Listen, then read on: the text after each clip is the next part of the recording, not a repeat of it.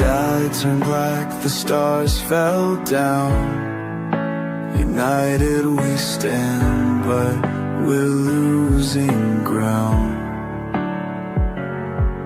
One world beneath the iron fist. Voices silenced, they cease to resist. Echoes of hope in the darkening night. Fading whispers of a long lost life. Rise up, hear the call to arms. In this storm of chaos we'll find our charms. Together we'll fight through the ashes and dust. A phoenix reborn in our hearts' purest trust.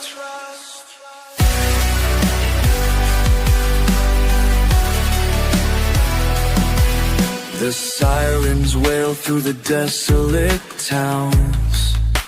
Once proud nations painted in the scars of the crown.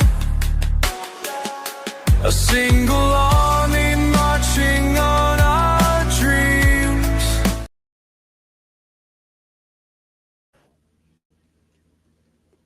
Good morning, everybody, and welcome to a Sunday edition of the Paranormal Coffee Talk. I'm Nighthawk, your host, and while we're I put the link in the chat for Carl to come in.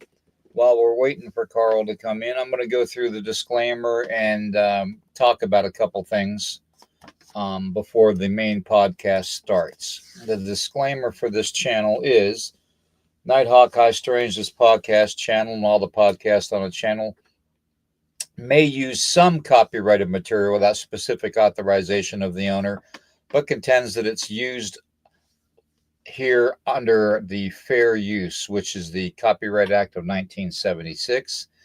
Nighthawk High Strange, this podcast channel, and all the podcasts on the channel under Section 107 of the Copyright Act of 1976 makes allowances for fair use for purposes such as criticism, commentary, news reporting, teaching, scholarship, research, parody, and entertainment value. Fair use is permitted by the copyright statute under Section 107 of the Copyright Act of 1976, otherwise known herein as the Fair Use. All right. That also being said, we use UCut app for all of our intro and outro needs, and we use Donna app to create our own music and our own songs. So we have full rights to all of our information, YouTube. Get that through your thick AI head. That being said, I'm going to take this down and say hello to everybody in the chat. Let's see who we got in here. Who's the first one in here? Well, the first one was me, obviously, because you can see the link. All right, Carl. All right, good to see you. Carl, the link is right there, right before your comment. So if you want to click on that and come on in anytime you want, that's fine. And I'll bring you on stage when I get ready to talk about the subject. Wendell, good to see you in here, man. Haven't talked to you in a long time, brother. I hope you're doing good. Probably out and about doing the old Bigfoot stuff, huh? Let's see, Rox here. Thank you. Vicky, thank you. All right. Unreal Estate Agent. I still love that name. I really do. That's awesome. That is an awesome name. Good to have you in the house this morning. Bounty, good to see you. Always good to see Bounty in the house. All right. Let's see. Who else we got? Demaria, good to see you. All right, let's see. Who else we got? We got Rhonda. Good to see Rhonda in the house. Okay. All right, that's fine. Juno, brother, man, Juno. I don't get to talk to you enough, man. We gotta get together. Okay, we definitely got to get together and talk. All right. So a lot of weird stuff going on, and I might need to pick your brain on a couple things there, bro. So, Michelle, great to see you in here. It's always good to have Michelle in here, my paranormal sister.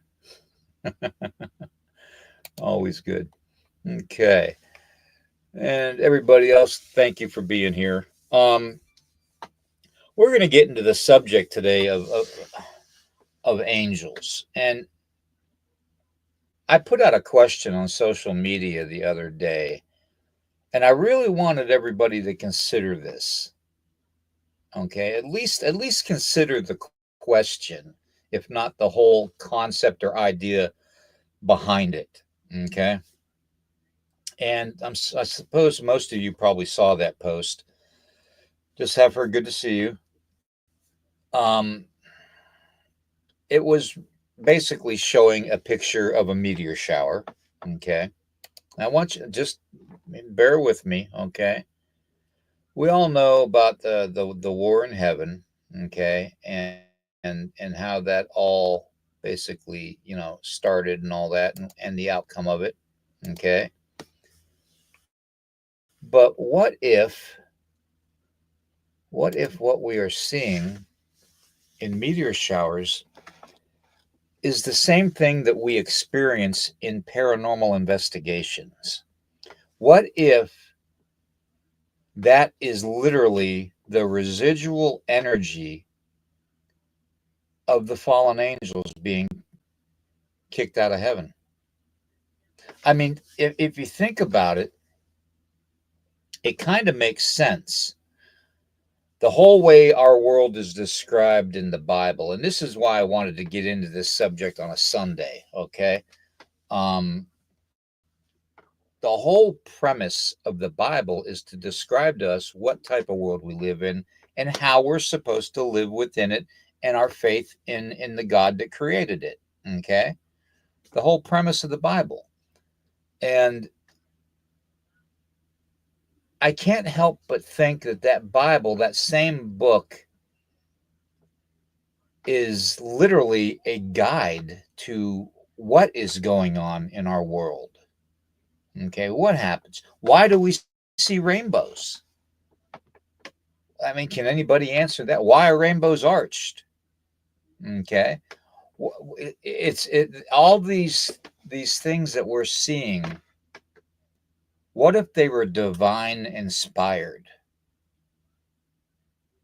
That's the question I have today for everybody in the chat. Okay, first and foremost, what if these things that we're seeing are divinely inspired, or at least, if not divinely inspired, maybe supernaturally charged, like the storms lately, how powerful they've gotten, how much rain falls, um, the lightning strikes being so precise. We had an incident last week, barely last week, just a few days ago, where a lightning strike hit 18 people at the same time. 18 people. And you know, it's just amazing how much things have escalated in our experiences in this world. Okay, and whether it's divinely inspired, whether it has a connection to being like the storms have a connection to being a finger of God. They call the EF5 tornado back in the day the finger of God. I think the actual finger of God is the hurricanes, the major hurricanes, and I think that's what they consider the finger of God, because of the devastation that they do on such a wide scale. All you got to do is look at Katrina. That was devastation beyond belief. So, but yeah, I just wanted to put that out there, and I'm gonna see what everybody's answers are to that, because there's several theories out there that I have and that I've been working on, and I've been putting together the pieces and the dots for a very long time now, and to me it just makes sense that residual energy, if it exists in the paranormal field, and we know it does because we've all experienced it that have done ghost hunting or spirit, seeking and all that, whatever you want to call it. Okay, I know some people get offended when you call it ghost hunting, spirit talking, spirit searching. It doesn't matter to me what you want to call it. It's like calling a UFO a UAP as far as I'm concerned. Still the same thing. But residual energy is a real thing. And if this is a direct result of the war in heaven and the energy residually bouncing off of our world and our sky, the grid, the power grid in the sky being played back to us over and over again by the Creator to remind us what got us to this point. It kind of makes sense. It really does. It kind of makes sense. So I'm kind of curious to see what everybody thinks now, especially you, Michelle, my ghost sister. I'm really interested to see what you think on that with the whole residual energy thing. Let me see here. Let me see. Okay. I don't see any comments except everybody saying hello to everybody.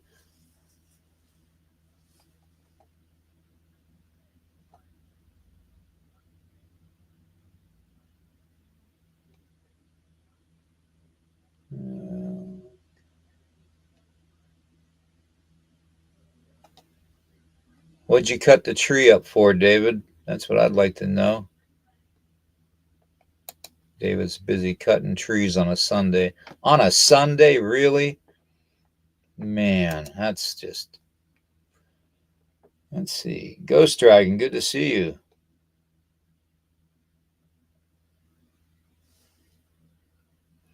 Well, good, Ghost Dragon. Guess who's going to come on the show? The link is in the chat. In fact, I'll post it again.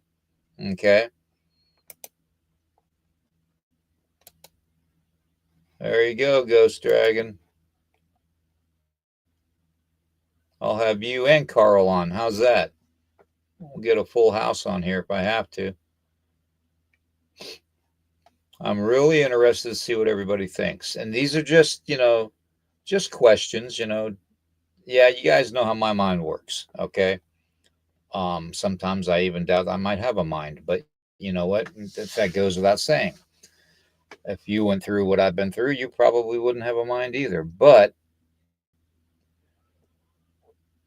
I'm just curious. The whole residual energy thing is really, really getting to the point where we're seeing it happen a lot. Okay. And we all know residual energy is like a tape player playing over and over and over again, almost like it's meant to remind us of something. And there goes StreamYard. I don't know if it's StreamYard doing it or YouTube, but they have got all the names and stuff of everybody mixed up. They got David Lester is 440. They got Roxanne as 588. They got Ray as 4282. Marcy is 8224. What in the heck is going on? Are you guys AI? Really? David, are you AI? Marcy, are you AI? Roxanne, are you AI? Vicky, everybody's got a number. The only one that doesn't is Bounty. Look at that. Everybody else has a number. It's all right. They probably know not to mess with Bounty. Let's see. Even Daryl's got a number. B5Y. Well, it's kind of a number. Sounds like a, what do they call that? A hee-haw number. BR549. Let's see here. Yeah, everybody's got a number. That is too weird. And DA was talking about it last night. Melissa, you're 9263. What the heck is going on? Carl, yours is O5V. O5V.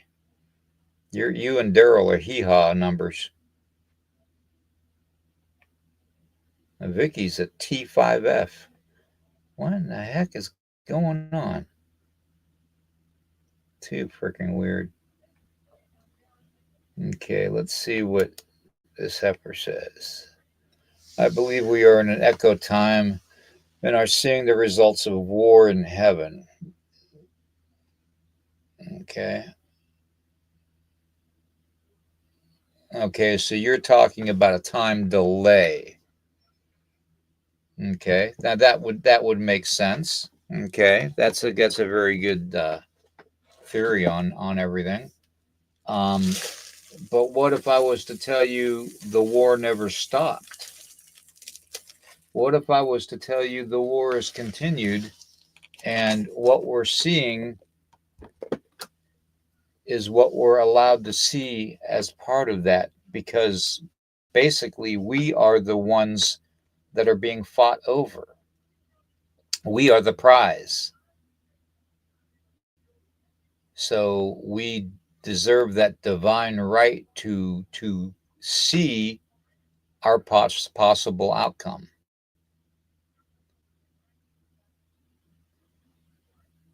I don't know. I don't know, but that is a good thought. You know, when you think about the whole timeline thing, though, but God specifically, the Creator, okay, because the term God is to me is a generality.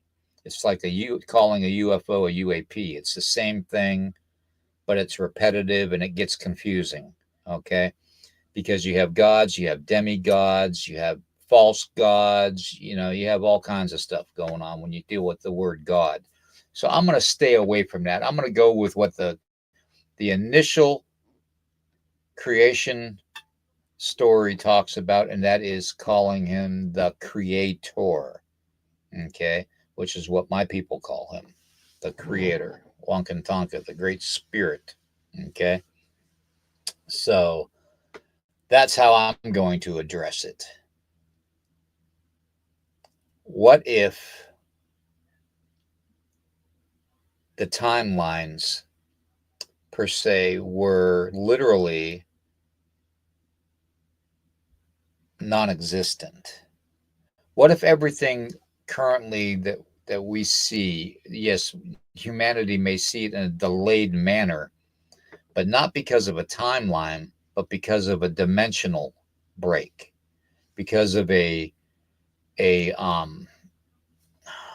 connection to the heavens being delayed, not because of the war in heaven, but because of the distance of travel. Okay, maybe that's not residual energy. Maybe that is literally current events playing out, and we're just seeing the effects of it.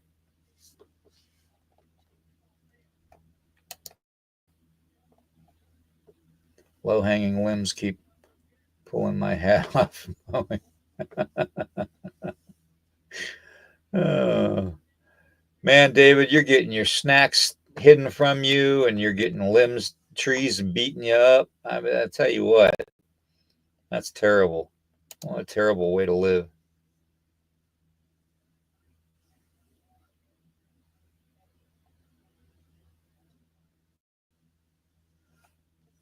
Now that's bounty. That's something that I agree 100%. And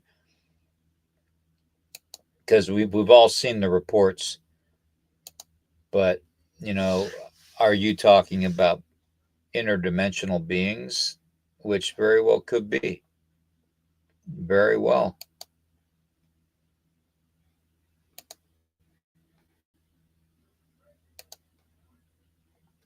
To me, interdimensional beings,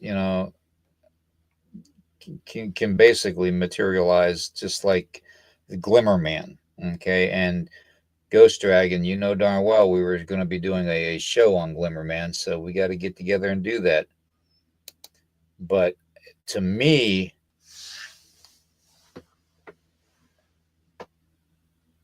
spirit travel, spirit walking, dream walking, those of us that have the gift to do it and can discern the difference between reality and spirit walking. And what I mean by reality, I mean by flesh and blood, and not spirit, not supernatural. Because just because you have the ability to walk in both worlds or multiple worlds from where we are in a physical reality, doesn't mean you understand the concept of what's going on. Okay. And you need to understand the concept of what's going on in order to be able to do things effectively within those realms. Does that make sense?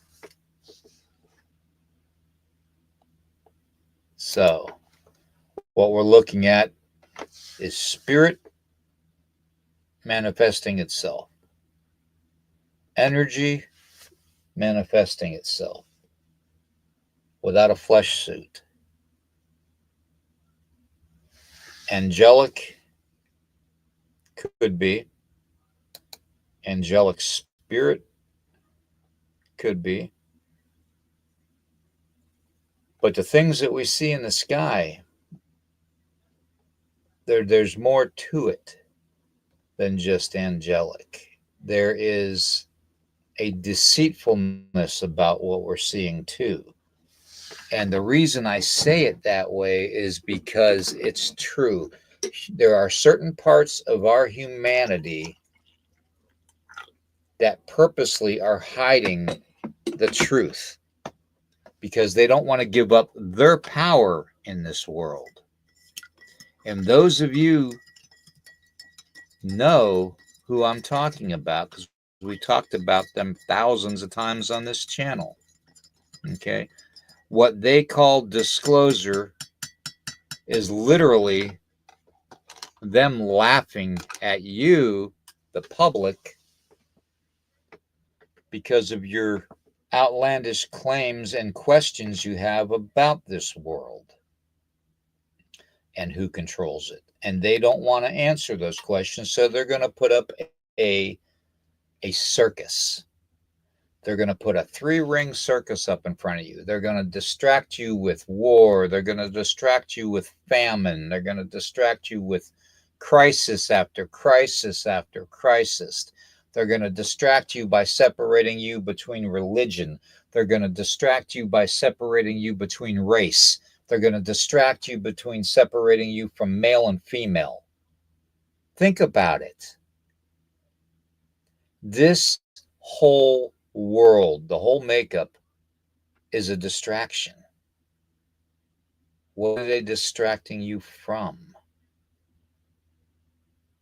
The reality, the makeup, every little bits and pieces that you should be seeing, they're distracting you from seeing. Okay?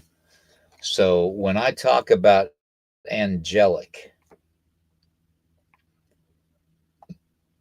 I'm talking about your ability beyond your normal ability to see and hear things.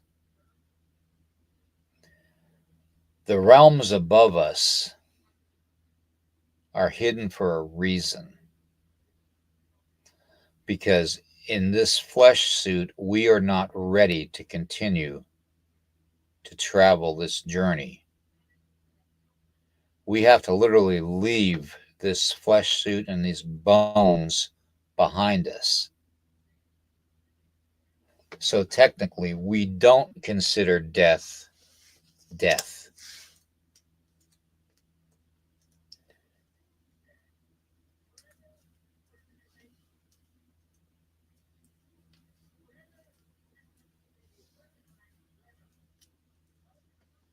Let me see here.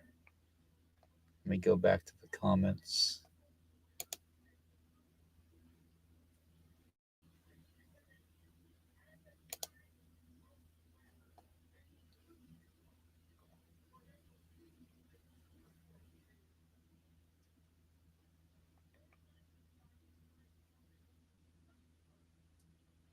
I think it's a hack job, David. I think that's what the numbers and stuff are.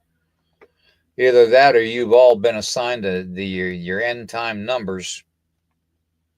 Maybe that's it. Maybe that's it. Yeah.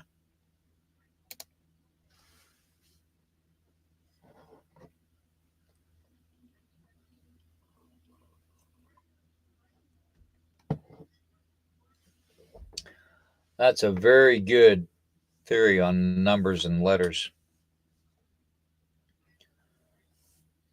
Kind of correlates with what we're talking about, though, if you think about it, since they're tracking everything we're saying and talking about.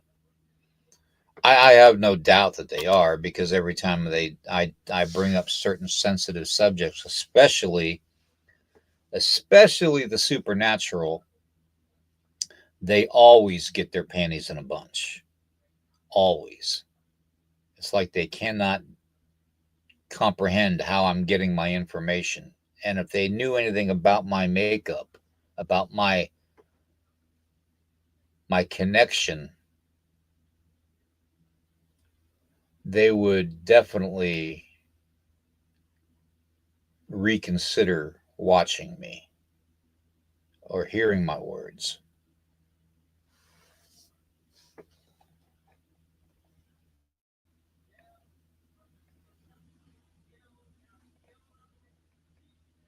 Let's see.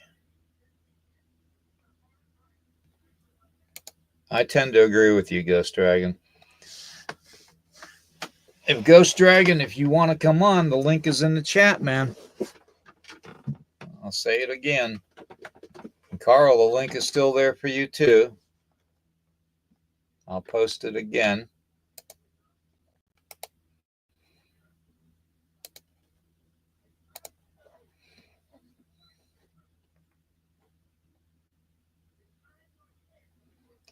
Yeah, Disheffer, I tend to agree with you. I don't think the war's ever stopped. I think it changes. And I think that's the reason that humanity has started a timeline, because there was no timeline that existed other than daylight and night, before the creation. There was no hours. There was no concept of 24/7, type of thing. That's actually a Roman Catholic thing. You see,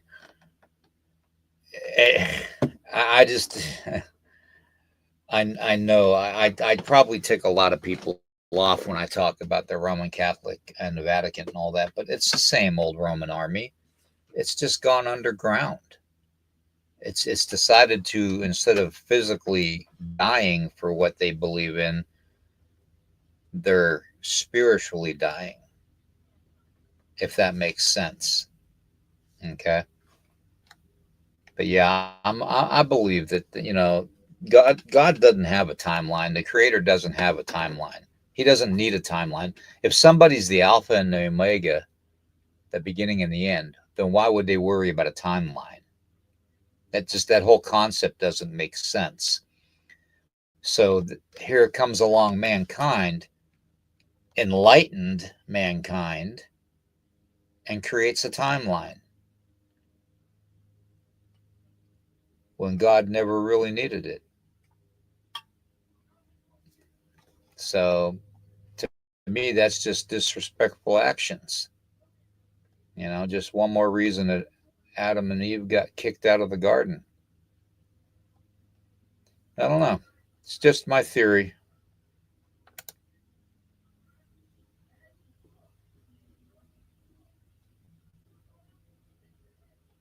How do I get the.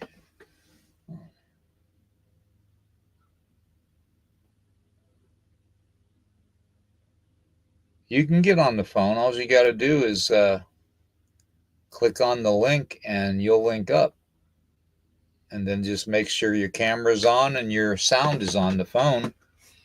And you can use your phone, Carl.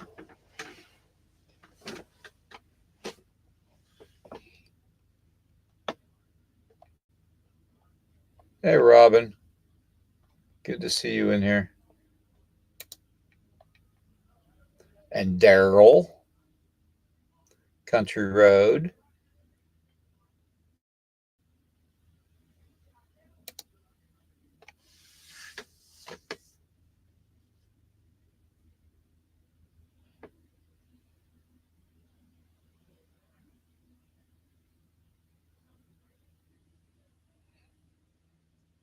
Yeah, very true, Bounty.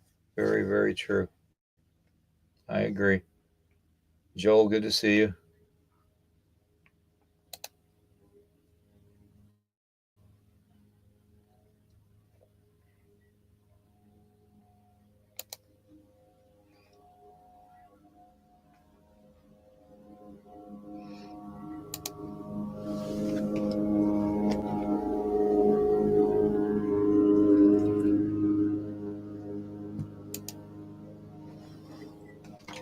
Sorry, guys. I'm taking my time. I'm reading the comments too, by the way. I know I'm behind.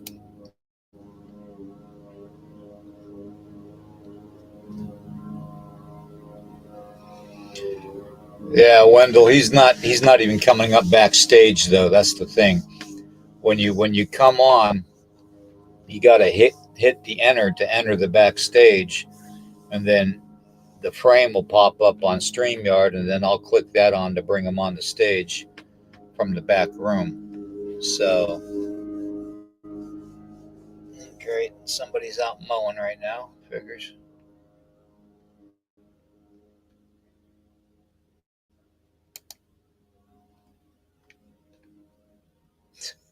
Roxanne. uh,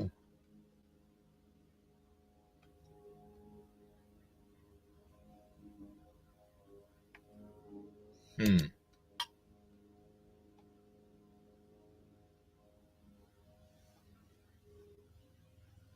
You might have to resend it the way the electronics is happening, Ghost Dragon. So definitely, because apparently they are really, really messing with my abilities right now, electronically wise, to communicate stuff to people and to get messages to and from me. So,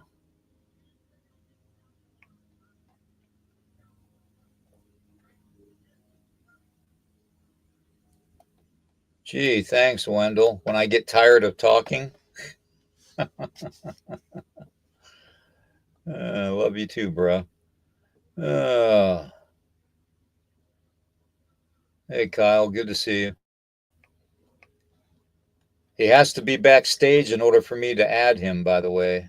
And he's not backstage. He needs to click the enter button below his picture when he comes in on StreamYard in order to.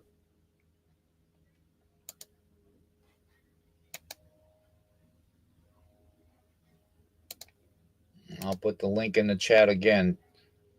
Tell him to try the link again.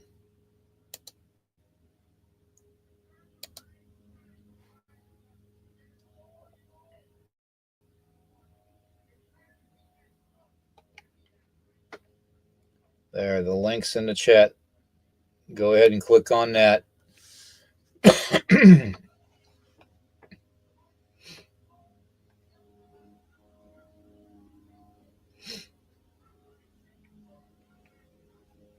Hey, Joanne.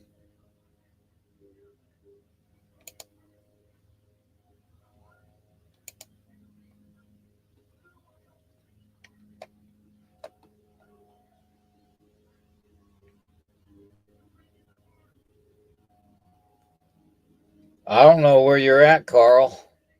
You're not backstage. You need to push. I have no idea. I can't bring him on if I don't see him backstage. So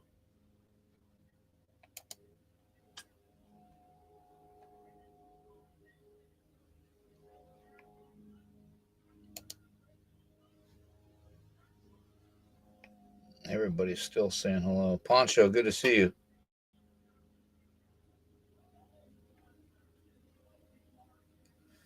Hey, Bounty, do me a favor so we can get this on the road. Can you click the link and see if you can come backstage and I can pull you on? Just to see if the link works, or Ghost Dragon, because they might have not. I mean, who knows? They might not want the link to work. So, but somebody out there, please test it for me.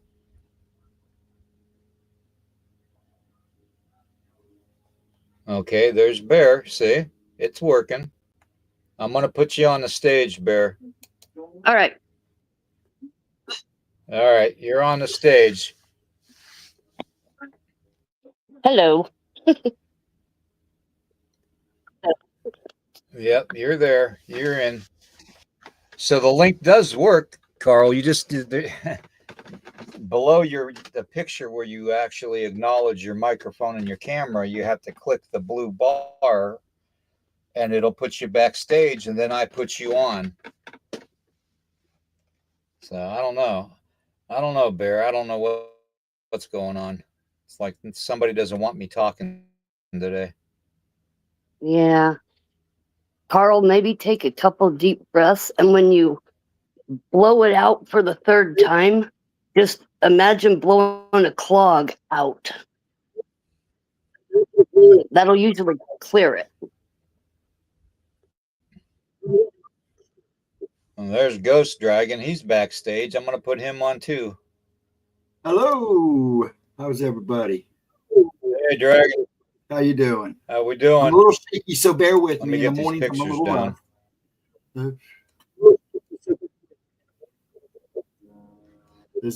A little rough. I'm shaky. Let's see. That's all right. I got mowers going on. I got all kinds of crap going on around me. But anyways, I'm glad I got you both back here. Okay, just so you know, I want to know. And sorry, I'm trying to get things done here backstage at the same time, which isn't easy when you're a mess. I haven't had any sleep either, so. What's sleep? Yeah, exactly. I think I slept 3 hours last night, if I was lucky. Yeah. Anyways, I want to know. Okay. Oh, we just lost Bounty. I wanted to know about your abilities and what you have seen, Dragon, over the last several years. Well, dealing with the angelic, dealing with the angels and stuff like that. Well, ever since I was a kid, I've seen things. And since I was I noticed when I was in kindergarten that I noticed shadows following other kids. They were small shadows. I didn't really relate anything to it until I met Gemma. Then I realized that possibly could have been that I wasn't seeing them as a whole, but I was seeing the outlines of them or their shadows of the Fae, because Fae love children just as much as they love adults. They love the kids. But as time went on, I noticed that I've seen a lot of weird stuff, but the bulk of the stuff that I was seeing was what follows people. I see people's attachments. And over the years, it got more and more intense. And I was brought up in a Christian home, and my parents didn't think much of it. They kind of played it off. When I turned 12, I had an incident in the cemetery that I lived by. I was cut through one night after Dad whistled for me because you could hear him blocks away. So I come rushing. I was running a little late, and I cut through the cemetery. It was an early fall night and full moon, and noticed the mausoleum had a light in it. And at the time there was a caretaker that lived in the cemetery, and I thought maybe something had gone on, and John was in the mausoleum, where they keep the crypts. And so I walked over that way and noticed, as I got closer, the light inside got a little brighter. But there's a long step, actually this was of me standing in front of the place later on. And I noticed the light went out, but yet there was a shadow. I could see a shadow moving around with no light. And all of a sudden, the doors are locked and it come through the door. And I could see it. It was standing in front of me, in front of the door. And I'm like looking at my shadow, see my shadow. Mm-hmm. It came toward me. And as it came toward me, it reached out its arms like so. And it literally looked like a cross. And it passed through me. First it was cold, then it was like really warm. And I heard a voice at the time. I wanted to become a minister. And the voice says in my ears, I have a different path for you. Well, it passed through me. I stood there and kind of like, what just happened? You know, I'm 12 years old trying to process this stuff. So I run home. I walk in the door and everybody, my mom and dad are in the kitchen. I have 3 other brothers. 2 of them were at work. My little brother was sitting watching TV with dad. Well, mom's in the kitchen. I come in. Her eyes get real big. Then my dad says, what did you do to your hair? It's white. As white as can be. And it was fairly long because when we turned 12, we were allowed to grow our hair out. Right. And I didn't do nothing. Why? Why is it so white? So I go in the bathroom. My eyebrows are white. Everything is white. So this gray hair has been with me. The sides have been with me since I was 12. Well, that's the way that I believe the supernatural will mark you. Yeah. You know, you can be marked in many different ways. With my culture, we have a special mark in our eye that shows that we're able to see our normal sight. So, yeah, and another thing too with Native people is when we pierce our ear, that helps us hear the spirit world better than without a piercing. Right. So that's why we do things like that. Carl, I got you here, bro. You're here, so you're okay. You're on the show live, man. So, but what I want you both to do, if you could, please, go through your angelic experiences and explain to people what, you know, I know you did, Dragon, here, you know, but what just explain to people the feeling you had, the vision you had, the whole premise of what happened with each encounter, because I got a feeling that what a lot of people are seeing, and I've had this theory about Bigfoot too, by the way, okay, where, you know, where everybody says, oh, but he just disappeared, you know. Well, Native people for thousands of years have been saying that they are part of the spirit world, okay, that they have the ability to come to and from this dimension, okay, that Bigfoot have been seen literally forming in fires, in ceremonial fires, and stepping out of the fires onto the ground and walking away during ceremony. I mean, so does that make them divinely or angelic in any way, shape, or form? Could that be the Nephilim blood? I mean, you know, there's so many different aspects you can go with that as far as the Native American go. But what I really want to focus on today is the fact that you both have had angelic experiences. You interact with them almost on a daily basis, I would imagine, as do I.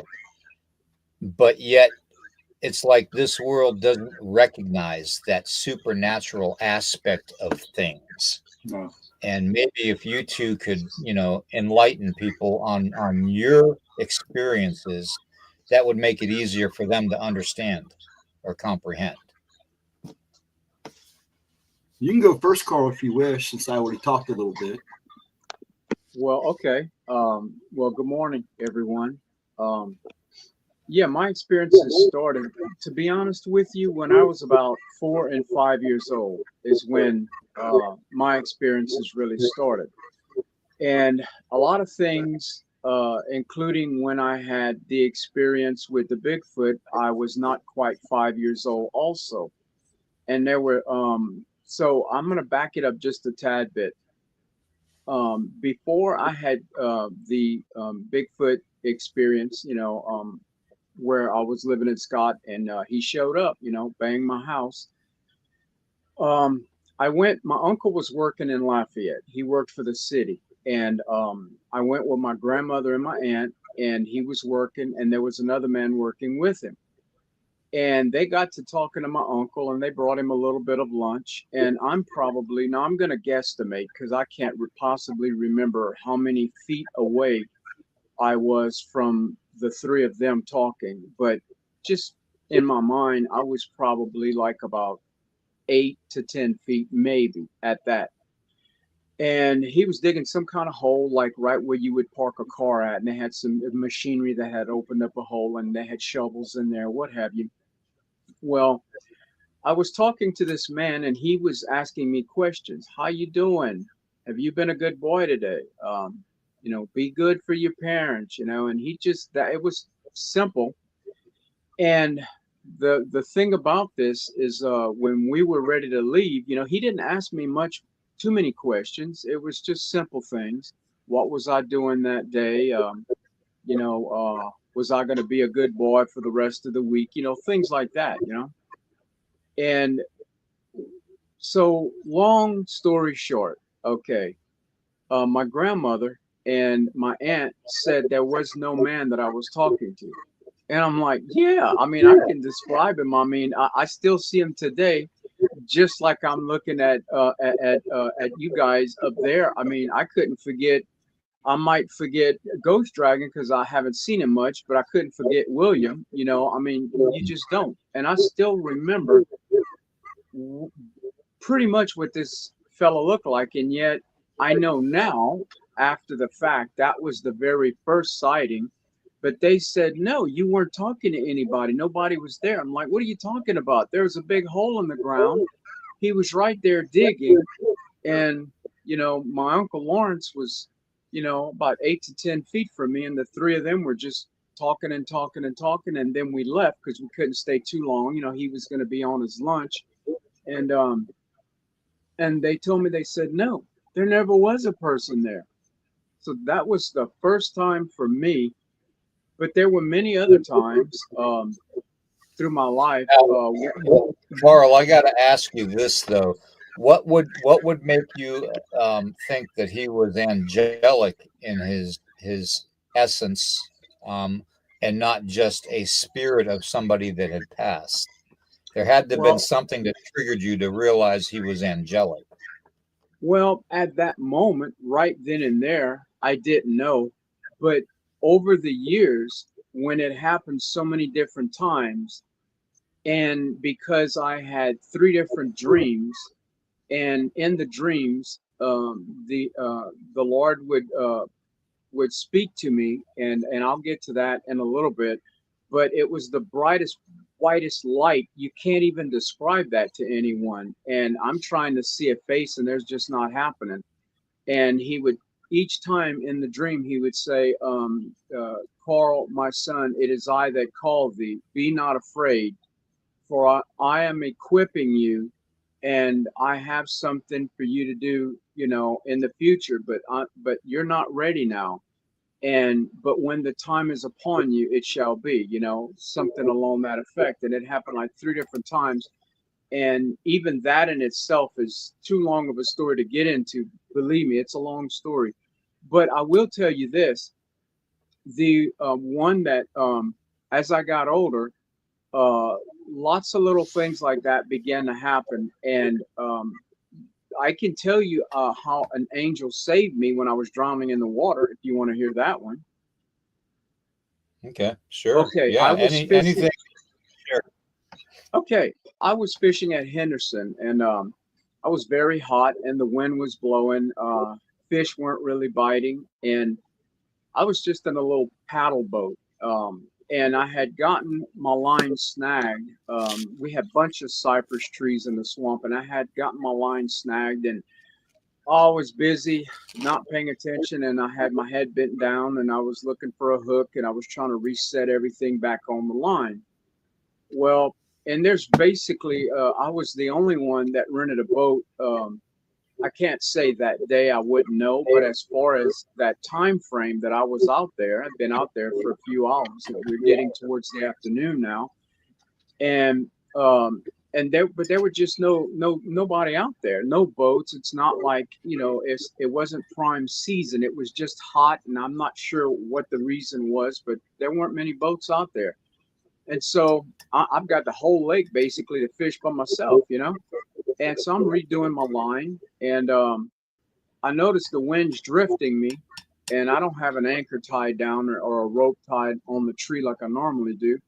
And all of a sudden, the wind blows me, and really hard. And the back end of the boat, I mean, it really hit me hard. I went, ah, like that when the boat hit the back of a cypress tree. And I hit a big wasp nest. It was so big, I can't even begin to explain. It was stinging me all over in my head. My head had jerked back into a wasp nest that was low hanging, and they stung me bad all over the place. So as I jumped up to try to get them out of my face and out of my head, and I mean, it was too many of them. There's just no way. These nests are huge. That's not your little house nest. And I fell. And when I tripped, I didn't even get a chance to jump out of the boat. I fell, and the side of my my rib cage and that hit the boat, and put a bad bruise on me. And I'll tell you about that in a little bit. It was really bad. And I went unconscious in the water. And as I went unconscious, I don't know how long I had been down there. All I know is I wake up, and I see the sun shining. It's it's bright, and I see, and I can tell, oops, that's the direction I need to go. Let me get up there now. And so I get up, I make it back to the surface, and my first thought was, oh my God, how much water did I swallow? I mean, how long? And so there's a lot of things going through your mind, and I'm hurting all over from the wasp stings. And so I'm out there, and after a while, I get very weak. I go underneath again. I just can't seem to stay alert and stay focused. I go underneath, I kind of pass out again. I go back in the water, and I come to a little bit later, and I don't know how long. I mean, obviously it had to be seconds, but eventually it was hours, because like 3 or 4 hours had gone by, and I could not get back in the boat, and I kept passing out. Well, at this point, it's starting to get late. There's alligators in the water. There's water moccasins, lots of water moccasins. And I'm getting nervous, to tell you the truth. And I'm thinking, oh my gosh, is this how it's going to end? And so I remember finding a little piece of rope right there in the front, and I tied it to my hand and to the where you would grab the boat to pull it up and turn it over on the dock. So I said, well, that'll do. That way, if I pass out and go underneath, at least I'll be able to, I'll be hanging on to the boat, because I didn't have any more energy anymore. And I didn't realize how bad my side was swollen until I got home and looked at it in the mirror. It was like nasty looking. It was bad. And so I just, and I just thought for a moment, this is it. I'm going to die this way. I'm not going to make it. And so I remember saying my final prayer. I remember saying, Lord, please protect my wife. That I repented of my sins, all the, things I had done that I couldn't remember. And I said, Lord, I can't believe you gave me so much, you gave me so much word and so much wisdom, and just to let me die this way when you said you had a mission for me. This doesn't make any sense to me. And so I prayed for him to protect my wife, and then I started hollering. Maybe somebody out there hears me, and they can. And I'm not far from the landing, because I can see it from where I'm at. Mm-hmm. And there was only a little bitty group of trees, not much, just a little small group of trees. You could barely hide a boat in it in the beginning where I was at, and then there was a big opening behind me, and you had to go a good little ways before you got into the thick of trees. Well, all of a sudden, there's a little bush. Now, keep in mind, I'm in the water holding on to the side of the boat, and there's a canoe with 2 men from a distance, that pop out of this bush instantly in your mind. I don't care who you are, how tired you are, you know that's not normal. There's something already is not right about this situation. So I still don't know what's happening, but I'm thinking, how did these two guys in that boat come out of that little that's just, and I can't get that out of my head. So they get next to me, and this is how they speak. They said, may we do anything for you? And my first thought is, darn, you see me in the water, you know, I'm half drowned. What do you mean? You know, and what is with that language? So they're very quiet. They have no facial expressions. And that was another thing that really got to me. I'm thinking that you would have said, oh, please hang on. You know, oh my gosh, what happened? Did you get bit? Did you, you know, did something happen? You know, I'd have been curious. I'd have wanted to know why that person's in the water. And they didn't ask me that. He didn't ask And that. and that also, you think about the angelic makeup. I mean, they're not going to have the free will that we have to express ourselves in certain manners, in certain ways. Right. So, and they also have to literally ask permission to help. So Right. that right there makes you, That goes you back know, to our free will of choice. exactly, exactly. And, you know, that itself confirms everything about them being angels.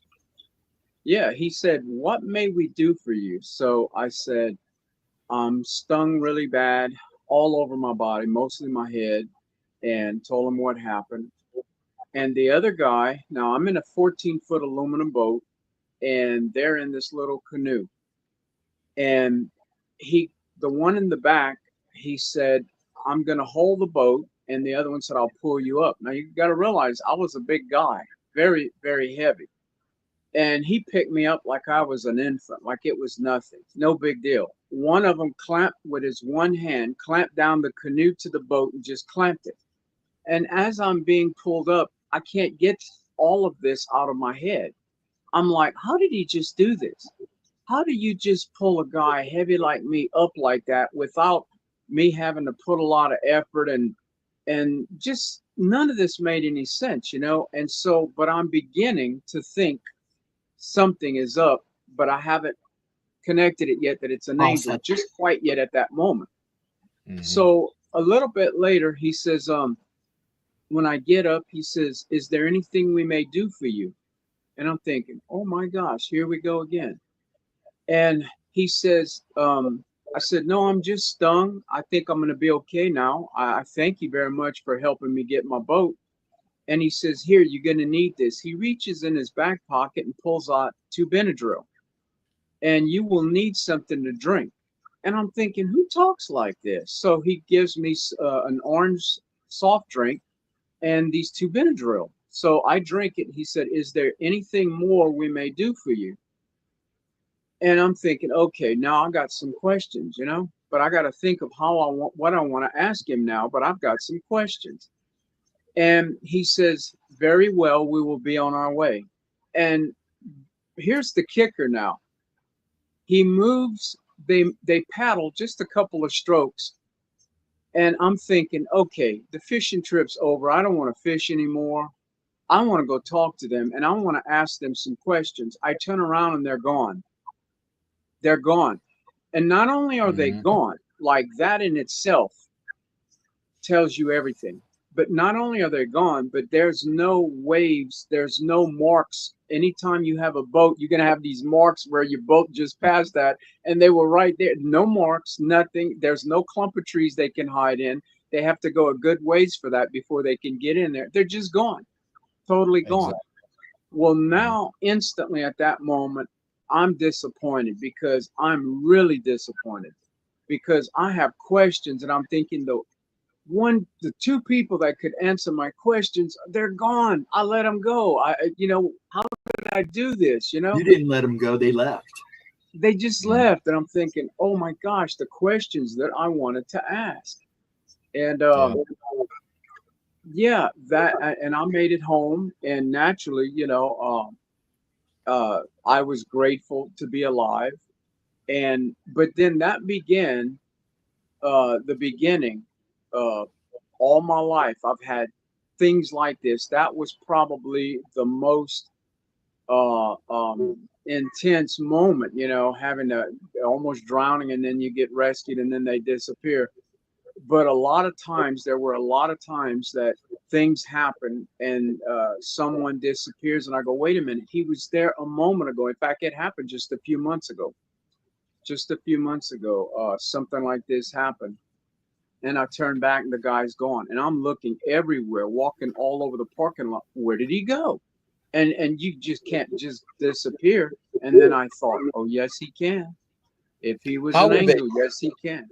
How did you perceive them being dressed? That's a curiosity I have, because several of the times I've interacted with them, they have always been dressed really like not like back in 2,000 years ago. They were dressed in like suits and ties and stuff, and or like beggar clothing, like somebody that was homeless, and stuff like that. It almost like their dressing ability emphasizes the current situation that they're involved in, working with you specifically. So how were they dressed at the time? Just really not dressed like a fisherman, just dressed like somebody that has decent, nice clothes on, that was Well kept. not from there, like a tourist or something, touristy, that would have been in a lot nicer clothes, and they were just there and like, oh, let's just go paddle a little bit, let's just go look at the water. That's the impression I got, by what they were wearing, because they weren't in regular, South Louisiana fishing clothes. Right, exactly. Which, tells me that, that's one of the things you can always tell when you're dealing with something angelic, or even the opposite of angelic, the demonic aspect of it, because they're both divinely inspired originally. And that's the thing. They when you deal with them, you're going to notice little things that are off. Like you said, their speech, the way they talked, the mannerisms, how they had to ask permission to help you every time they needed to do something. The way they were dressed, as far as not really being for the current conditions or the current time frame. There's oddities like that in all these encounters. And I just wanted people to know and realize that these are things that you can see to discern what you're dealing with, if it is divinely inspired or demonically inspired. Right. That's the guidebook that we have to determine and discern the difference between these things being good or bad and wanting to truly help us. And that's a perfect example of it right there. Now, I've dealt with several of them in spirit form too, where it's a blinding light, like Dragon said. And I mean, it is literally blinding. There's no way to even describe it. I mean, this picture here doesn't even do it justice. It really doesn't. No. And I put earlier, it doesn't do it justice. It's such a blinding presence. And, just an overwhelming calm feeling is what I had when I dealt with them. So I don't know. Dragon is have you ever had an encounter similar to what Carl has? No, mine was a little different. About 2 years ago, I've always had inclinations and seen weird stuff, like I said. Some of it I know was divine. Some of it I know was very demonic. But about 2 years ago, give or take, actually just as it was about a year after I started getting involved with doing things with Gemma. The Tourette's gets to me after a while and has over the years caused other issues because it's a movement form. And I was having a really bad week. I don't like the medicine they give. In fact, I have a lot of reaction to it. Sometimes it doesn't do anything at all. Well, I was having a bad week. All my life, especially when I was younger, when I did sleep, I had this ability. Some people say I was a lucid dreaming. Other people said I may have been astral projecting. Now, a lot of people say when you astral project, you have like a cord attached to you. I never remember any cord, but I do, and still in really bad states when I'm at my worst and I have gone nights without sleeping, people will say, "Oh, you're hallucinating." Well, that's the thing. I've been living with this all my life, so I know what things happen. Yeah. Well, I had a rough night. I went to bed. I figured in my head, I kind of prepare for it because when it's really bad, I know something's going to happen when I go to sleep. So I went to sleep. And what I do is a long time ago when I got married, on our honeymoon, we went to Estes Park, Colorado. That's where the Stanley Hotel's at. She had grandparents. And there's Bear Lake there, which literally looks like a paw print of a bear right in the middle of a mountain range. And it's beautiful. Well, I was so fond of that place, and I didn't want to leave. It felt like home to me. I felt like I could have stayed just in that spot forever. So I kind of recreated that in my mind. And when I got bad, that's where I went when I'd go to sleep. I, would distinctly remember kind of floating through the air and go to my place. I had a log that I'd sit on, and I'd just let my body chill. Well, that night was really weird because I got there, and I remember it distinctly. I remember sitting there, and then I heard singing. And I'm like, this is new. And the singing got a little louder. Then it was like a door. It was like the sky split open. And it was like a door, and this bright light comes out. And then I see a figure step through. It didn't talk to me. It sang to me. And at first I had a really hard time understanding it because, you're not used to somebody singing to you as they talk. It's like watching a musical. And it sounded like a female voice. And then my eyes started to focus. I drew the picture right when I woke up. This is what I saw, if you can see. Now, the wings are kind of hesitant, but I swear I saw. Hello, Unreal. This is what I saw inside that light. Mm-hmm. The first thing I did was I questioned it when I started to understand it. And I asked, are you a heavenly being? Are you a servant of the Lord Jesus? And it immediately said yes, because if it's demonic, it will pause. It will fight the question. I've learned that a long time ago. It will fight the question. It won't answer the question any way it can. And next thing I know, it's telling me about my life. It was telling me about things that nobody knew. And then it proceeded to tell me about what was happening at that moment in time. If you see, it looks like she's pointing. At the end of our conversation, I don't want to get deep in the conversation because it was kind of personal. She was pointing at two people. And when I looked at the people, one was my dad. The other one, I'll keep nameless. But she said, these is the people you need to protect and watch over. And she goes, Stephen, you're an observer. She's singing me this. Because your job is to observe, and soak in information. And I know you know that. And she goes, but you're also a protector and a healer. And these two people need you more now than ever. I kind of freaked out. Well, when I got done looking and studying, these people and went to look back at her, the light got real bright again. She goes, I'll be back. She goes, I'll return and keep you under my wing. And she was gone. I still get visitations from her, especially when things get, kind of crazy. And she kind of comforts me and says, keep moving forward.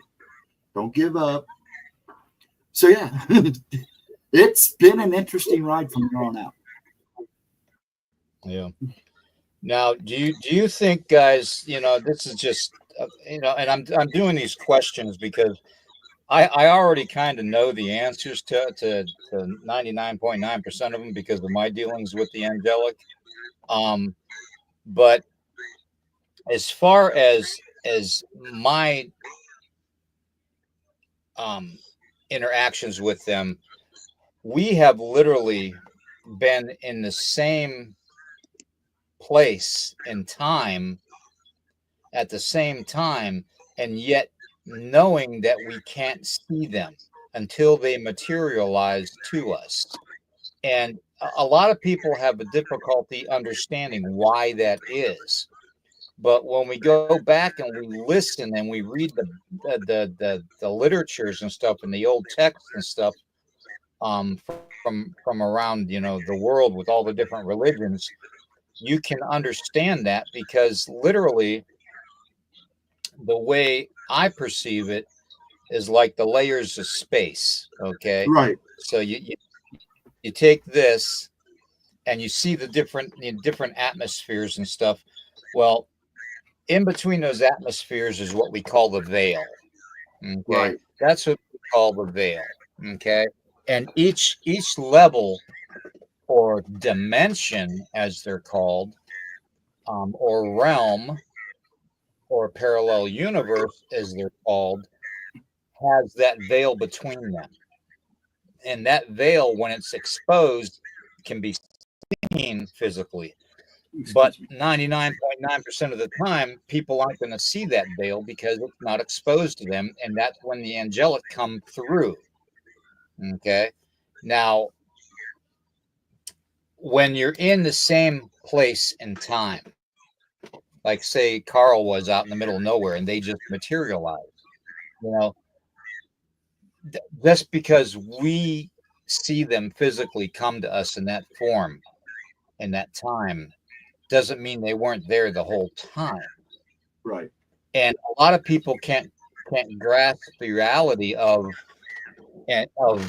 this, of the time frame. To me, there's no such thing as time. When I deal, especially with the angelic and demonic, they Right. don't abide by time like we do. Well, Time the thing was with me, I only slept a couple hours that night, but I felt like I spent an entire day with this thing. It literally felt like we were talking forever. And when I woke up, I was like, what? That was only a couple hours sleep, and it kind of blew my mind. Also, I want to note that I personally think what is here, what I saw, was a form of comfort, because we all know that angels don't really look, because one of the first things she says is, fear me not. And I mean, that was pretty much the first thing she saying to me was, fear me not, I am here from the Lord. And that's when I questioned.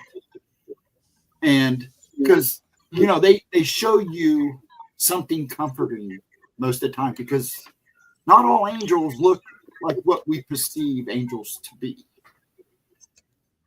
And so, that's why you kind of question things, because sometimes demonic have a way, just like when they use children to lure you in. They use an innocence to draw you in. And that also deals with the time thing, too. I have seen so many things in my life that I could literally, I've had people tell me, why don't you write a book or something? Well, that's not me. But do I have enough material for a book? Absolutely, many times over. And I'll tell you, I lived with my grandparents raised me when I was a kid, when I was a little kid. My parents had a lot. I'm telling you this so you can understand. If I told any of the other things that have happened, it would be an awesome moment, but it wouldn't make as much.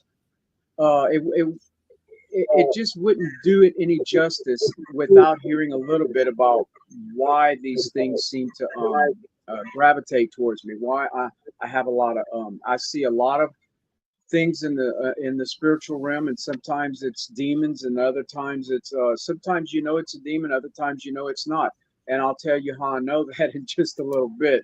Myself, I'm not smart enough, okay? But when my grandparents raised me, we were 5 in the family, and my family, all of them except me and my youngest brother, they were all given up for adoption. Well, for years and years, I wanted to uh, find them, but I didn't know. Nobody would give me any information, let me know where they were, you know, and they would swear on the Bible that, oh, they didn't know, they didn't know. Well, I knew somebody was lying to me, and I knew that sooner or later we were going to find out. Well, long story short, one day I have a dream, and many years had gone by, and I had a dream that I was going to find my sister. She was going to be like in a blue dress or blue skirt, standing in a brown building. It was all brown. And the first word she was going to say to me was Carl, and put her arms out like that and say, Carl. So I told my wife, I told my cousin, I told, yeah, I think, I'm not sure how many more people, but they knew.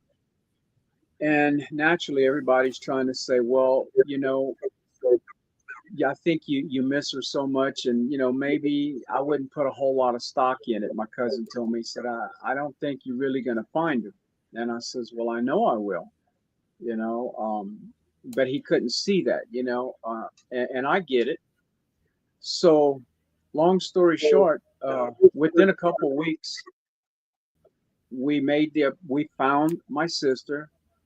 An appointment was made, and when we met her, my aunt took us there, and she was standing in the doorway of a brown, totally brown building, and it was a dark brown log Mm-hmm. cabin building, and she was wearing the little dress skirt, like I said, you know, and everyone seen her. My hair was all messed up, so I was taking my time, hurrying up while they were hugging and that, and hugging and crying, and I'm trying to comb my hair, thinking, "Oh boy, this is a bad hair day. I don't want to look so ugly for my sister." So anyway, when she finally sees me, I get out the car, and she puts her arms out, and she says, "Carl." You see, everything about the dream, you know, the way I had seen it in the dream. Well, I lived with my grandparents, and we had a lot of poltergeist activity all the time on a regular basis, all the time, nonstop. And so when I got 16 years old, I was 15, and my cousin asked me to come to church, and my grandparents were bringing me up Catholic, and I didn't understand Latin. I didn't like it. I didn't want anything about it, and I wanted to know more about God, but I wanted to hear something in English, and it just didn't do it for me. So I went at an invitation to another church, and long story short, received Jesus as Lord and Savior, and that's when it really began. That's when it really took off, because after that, I began praying. I said, Lord, I could ask you for many, many gifts, because the Bible says we have gifts, but you just don't have them and, you know, drag them around like luggage. You know, you really, I'm not going to get into it, but I will say this much. You do have gifts. God will give you gifts, but do you want gifts? What do you really want? Do you really want them? And what are you going to do with them? And I told the Lord, I said, I could ask you for anything, but I'm going to ask you for gift of discernment and knowledge. I said, because I was thinking about healing, and which would be great also, but I had a problem with trust. I couldn't trust people, and I wanted to be able to Mm-hmm. see angels. I wanted to be able to know when there was a poltergeist hanging around that I could make him leave. And so I began reading the Bible. I couldn't put it down, and people that know me could tell you this is no exaggeration. I could read 100 hours a week and couldn't get enough. Study, study, study. Take my Strong's Concordance and just study, break the words down, go to the Hebrew, go to the Greek, and I did this all the time. And people actually thought something was going to happen to me because I would study too much. And well, that right there, the angels, I wouldn't always see them, but the things they got me out of, oh my gosh. And I'm going to give you one example right now. This is really touches me. I was working for an oil field company, and the Lord began showing himself to me, and I began asking him, show himself more. I want to know more and more about, warnings and that, like, why can't I see you right now? I want to see you, just a lot of things that I have. And I just couldn't get enough of God. I guess, to put it in a nutshell. I worked for an oil field company, and they were taking out a big engine from this big barge, and as they kept up on the frames up there, they kept welding some eye brackets and that, and it kept falling. They would hoist it up a little bit, and it would fall. And this went on for hours. They'd get, oh, well, go get the other welder. He's the best we have. So the welder would come in, and he would weld a bracket, and he would do a double bracket, and all this fancy welding and what have you. And the thing kept falling and breaking. It would last for a little while, but sooner or later it would break. And when that big engine falls, let me tell you, I mean, it'll kill you right there. This thing is big. And so they had a long pry bar that was about a 7-8 foot pry bar. And all of a sudden I heard a voice that said, do not do it. And the foreman comes to me and he says, I want you to get that pry bar. When we hoist it up there, I want you to get the pry bar. It keeps getting caught behind this other piece of machinery. And I want you to pull on it while the other guy is going to try to wrap a chain on it. And we're going to try to double hook it and see if we can't drag it along a little bit more, because time is of the essence and we're not getting anywhere. I heard a voice say, don't do it. Do not walk away. So I told him, I'm not going to do that. Well, he looks right at me and he says, you're fired. Get out of here right now. I brought a guy to work that morning, and the guy said, look, I'll find a ride. Don't worry about it. So I get a call late that afternoon at my house, and the guy says, are you sitting down? I said, yeah, as a matter of fact, I'm sitting on the couch. He says, I got to tell you something. You made the right decision. They hired a guy not 15 minutes after you left. He had just gotten hired. And when dispatch found out that you had gotten fired, they sent the new guy in your place. And I said, Carl's smart enough to know, but that thing keeps falling. I'm not doing it. He grabbed the pry bar, and within 2 minutes, it fell on him and it killed him right there. That was it. And this happened so many times in my life, I can't tell you how many times. I mean, I could write a book on that many times that this has happened.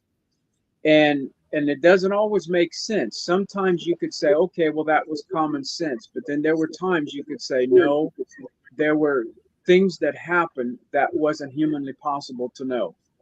And I would know certain things. Something was going to happen. I would see the color of the car before it happened. I would know exactly what was going to break on it, what was going to happen. And then all of a sudden you got to be careful, because then you're a witch and a warlock. People think, and I was accused of that. I was kicked out of a church because of that, me and my family. And it broke my heart, broke my kids' heart. So that was to give you some idea of, and I mean, my whole life has been like that. People say, how did you do it? How do you keep your sanity and deal with that? And I say, well, you just have to. I mean, what else can you say? It's life, it's all the time. Here's the thing that, Carl, I don't know if you guys, you and Dragon would agree with me on this, and if you don't, that's fine. But don't you think that the way the Creator designed humanity, as far as giving us free will, that He gave us that ability, that gift, because he knew that the angelic beings that he created, his angels, wouldn't be able to communicate with us without that gift. So, that's just my thought on that, my thought process on that free will thing. But and there seems to be such a protocol when angelic beings deal with us, and even the demonic. If you think Yes, about there's it, a set of rules they have to follow. exactly, and it's almost like we're given the gift to get away from those rules and reject them or accept the communication with them through our free will. Thus, this is why you have the fallen angels. Was not only was Lucifer full of pride and wanted to be like God, he also rejected the fact that God gave us free will, the right to choose for ourselves, where the angelic didn't have that. They have to obey no matter what. Exactly. So we're on agreement on that then. That's good. Well, anything you guys want to talk about as far as your encounters and stuff, please continue, because this is fascinating to me, and I know it's fascinating to everybody in the chat, because I can tell by the way the chat's moving. Chat's moving fast. Yeah. As for me, please continue.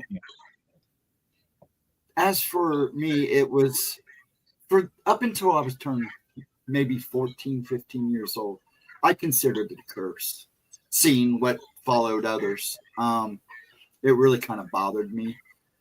But after speaking to people and stuff, I realized that I'm just going to have to accept it no matter what I do. So I've just learned to live with it. I take time for myself. I do Tai Chi. I do other things to kind of calm my soul and keep myself at peace. I have days just like everybody else. But, I know people that come into my chat, one specific lady who has a gift. And she cursed it and she didn't want it. She doesn't want it. But I think after a couple of events have happened in her life recently, she learned to accept it. And I kind of coached her along too. I said, there's a reason for why we have these abilities, gifts, whatever you call it. You're gonna be harassed. You're gonna be ridiculed for it. Kind of a lot of reasons why it took me years before I come out and started talking about things that I was seeing and things that had happened in my life, because it was a long journey. Yes. But you learn to accept it as you grow. I found that things seem to happen when you least expect it and need it most. Sometimes asking for it doesn't always do the job, because they may say this is what it, it's like pain. We are meant to go through pain for a reason. We are meant to go through downsides of life for a reason. It's to help us grow. It's to help us to stay strong, to become stronger and more steady in life. It's to help us gain more faith within ourselves and the Lord, or whoever you believe in. And I've always tried to live by that. It's hard, and you can fall and get a little tangled up in the grass, as one might say. But the key is to get back up, shake it back off, learn from it, and move on. And that's the same thing with having a gift. There are going to be times that you're going to be so overwhelmed by it. Just calm yourself, relax, let it, as I always say, go with the flow. But sometimes going with the flow feels like you're, swimming against the tide, or the current. So you just gotta, kind of calm yourself. People, as I've seen, this world has become so crazy right now. The last 2 years for me have been a nightmare. I do all the running in the house. I take care of a 92-year-old man, my dad. So I do the bulk of the running. Like Gemma, I'm not a big fan of going out, but I'm out daily. And, you know, Mhm. there are days I literally walk around with my head down because I don't want to see. And at first, I thought it was a bad thing. And then I realized that was just a way of the Lord saying, it's okay to take a break. It's okay not to look. You know, you have, and information. It's like there are days I don't understand how I know things that I probably shouldn't know. But I'll Yeah. hear somebody say something, and I'm like, I knew that. Or I get that question all the time, Dragon. I get that question all the time. How do you know things? Yeah, How do you how, why do you have such knowledge of things? And you can't really unless you literally lived in my shoes my whole life. I say that a You lot. can't really, yeah, you can't really imagine. Sometimes my head feels like it's going to explode. Yeah, it's definitely divinely. I mean, looking back at my life, especially with all the darkness that I endured and all that, especially growing up as a child, with the black magic and all that, and the Native American dark art, um, doing the skinwalker ceremonies, the flesh offerings, e- e- even when it came down to the dark humblatia, and we do have what they call dark vision quests, Right. and it's vision quest is supposed to be crying for a dream, a vision from the creator, from Wankantanka, the great spirit. So we would discern what our special gifts are in our walk in our life, our journey in our life. And when we deal with stuff on a daily basis, it's like charging a battery is how I describe it.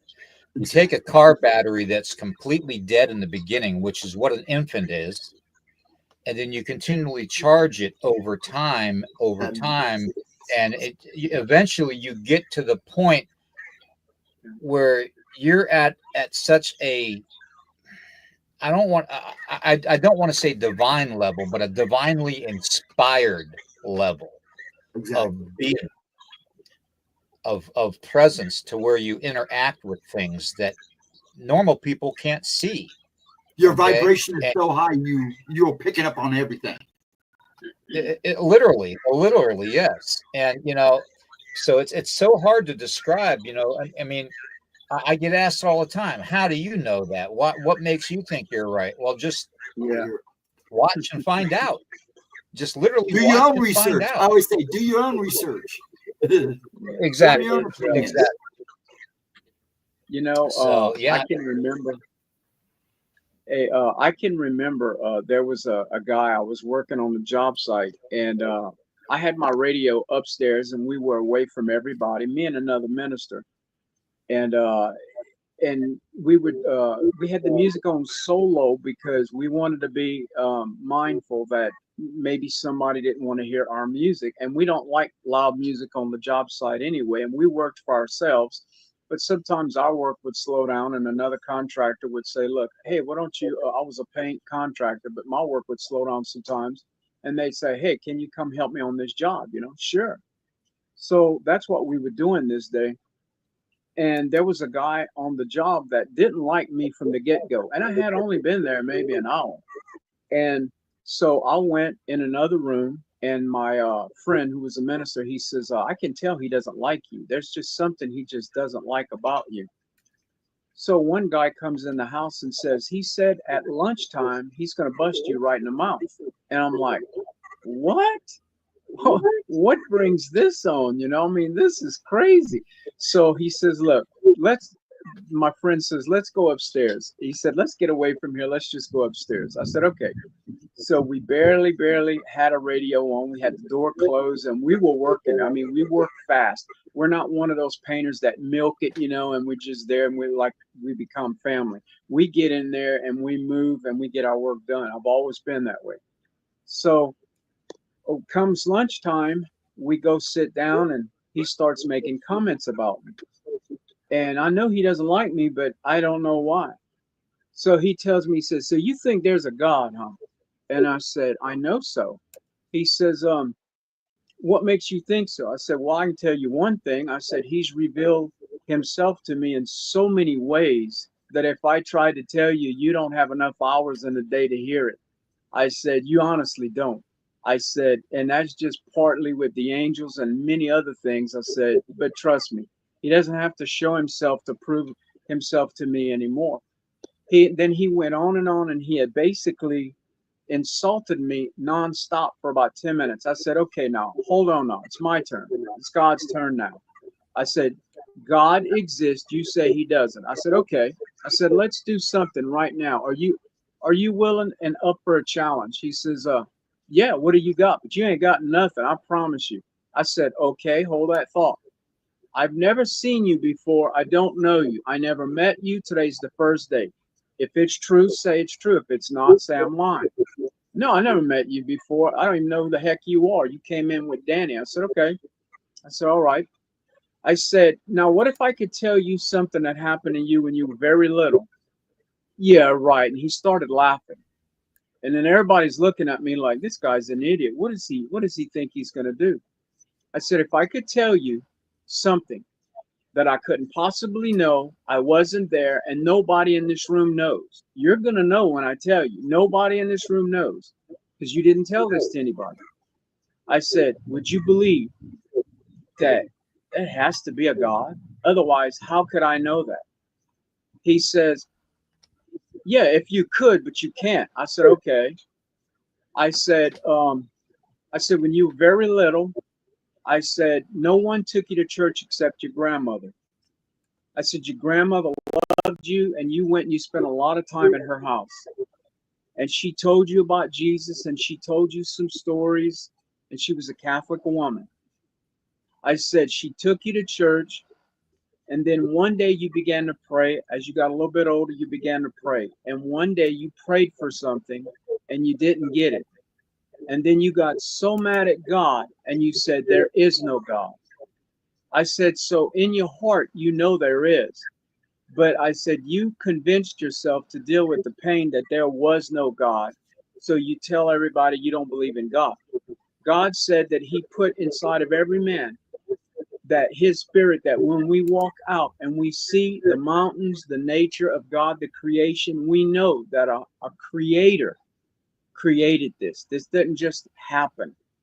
And you know it. So being that you know that, I said, you're just being stubborn saying that there is no God. I said, now, first of all, tell everybody in here, am I lying? Am I full of it? Or did I just say what I said was true? Yeah, it is true. He said, so what? I said, I looked at everybody. I said, did y'all just hear what he said? I said, so the part about the grandmother, was that true? Yeah, so what? I said, well, so if all of that was true, is there anything that I said that was not true, even a little bit? I don't see what that has anything to do. I said, would you answer the question? He said, yeah, it was all true. But so what? I said, but we started this conversation saying, what if I could tell you something? I said, how do you think I know this? I said, discerning spirit, it's a gift from God that I prayed for since I was younger. I said, and it's not for me to use and brag about, it's to use for the body of Christ. I said, I would not know. How could I know any of this? That's God's way of reaching you where you are to tell you, hey, when you didn't think I was there, I was. When you didn't think I was watching you, I was. When you prayed to me and you didn't think I heard, I did. I said, he doesn't always answer the way we want. We don't always get every single thing we want the way we ask it. I said, but how many times, there's a song that says, when I look back and saw only one set of footprints and got mad at God, it was then that he realized that it was God that was carrying him all along. I said, how many times? I mean, I wouldn't be alive right now if it wouldn't have been for all the times that the angel saved me and all the things that I heard and the Lord told me, don't do that, don't touch that, don't go there. And then that was it. I got a call that night, and the minister that owns that painting company told me that I was out of line, that talking about Jesus is not the place on the job to do that, and he fired me. And I said, well, I want to tell you something before I go. I said, you had a chance to stand up for God. You had a chance to stand up for the Creator and to be a mighty man of God. You had a chance to stand up and be counted, but you would choose to be a coward instead and hide in the closet. I said, I won't live that way. I won't be that way. I said, and as a matter of fact, I was minding my business upstairs. I wasn't telling him anything. He wouldn't leave me alone. And he kept telling people he was going to bust me in the mouth. What was I supposed to do? I said, I didn't threaten him. I said, but that's okay. I said, but you remember, a coward dies 1,000 times over, and you had a chance to stand up for God and you didn't. You're a Christian too, but you didn't stand up. I said, can you imagine one day when you're going to stand before the Lord and he's going to say, I'm ashamed of you. There's a scripture that says, if you're ashamed of me before man, I'll be ashamed of you before the Father. And I said, you really need to think about that. Yep, But true, yeah. very true. And I think that, the way things are going currently, with humanity, we're giving signals and signs every day of our lives to correct our course. And even the simple thing of a rainbow, you take literally a rainbow shows us first off that the Creator wants us to know that he's still there watching. Okay. Yes. It's that sacred divine connection, that angelic connection between us and the Creator. But it's also showing us that eventually, when we get through the levels, which ironically, I'll put up a picture of it the way so as I talk about it, I've talked about it before. Ironically, the rainbow is the same thing as what we see in the separation of the heavens. And it Yep. says the heavens, plural, which are dimensions above our own reality. Okay. And I thoroughly believe that the rainbow, and Bounty and I have talked about this before on the podcast, that the rainbow is giving us a sign saying eventually we're going to be in God's graces. We're going to be, sitting next to God and discerning and seeing his throne, the Creator's throne. So, that's a symbol to us to show us to keep our faith, literally the rainbow is. And you notice, and eventually too, our journey is going to be worth it, because it'll end at a certain point. It'll end at a certain point where we're going to be able to sustain ourselves within the heavens. and you Go notice ahead, Dragon. these, like you were talking about the rainbow and the darker side of life, or evil, has managed to twist that rainbow into something totally different, totally the opposite of everything. If you notice, we are literally living in a time where good is evil and evil is good. If you really pay attention, that is what is literally happening right now.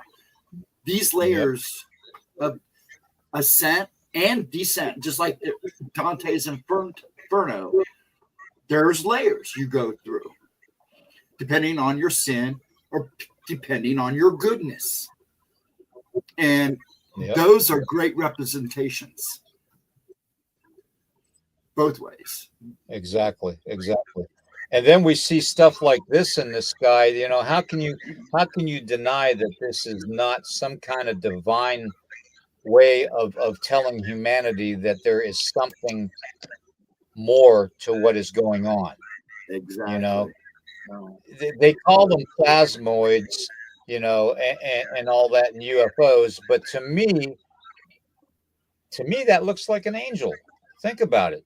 I mean, that's an angelic interpretation of this. Thank you. We discussed this a lot in my chat, that angels are not what we perceive them. In fact, there's a number of texts and books and scrolls that describe these things as not very pretty things. Yeah, that's true. That's why when they come to you, they say, "Fear not." When they don't say that, you got to question. Even when they say it, you should always question, because you can be played. It happens every day. But yeah, I think we are showing what comforts us when it comes to angels. Like me seeing what I saw. When I was 12, it was a shadow as a cross.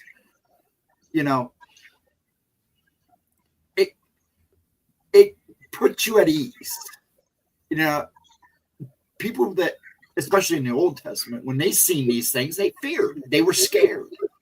And there's going to come a time when they will show themselves as themselves. And, it says in the Bible, they will see things. The strongest of men will see things that will fear them and put them in tears. I didn't quote that right, but I know it's there. Unfortunately, with all the crap in my head, because of over the years of Tourette's, now I have a problem spilling that stuff out like I do 10 years ago. I get all and everything. But yeah. So it's interesting. And people's perceptions are a big part of it too. How you're raised, what you've been taught, what you've learned over the years, makes a big difference. Yep. That's why I always tell everybody, do your own research. For years, I did research for other people. And for people on Telegram and here on YouTube, me doing the stream is a big thing when I do my streams, because I'm not the limelight kind of guy.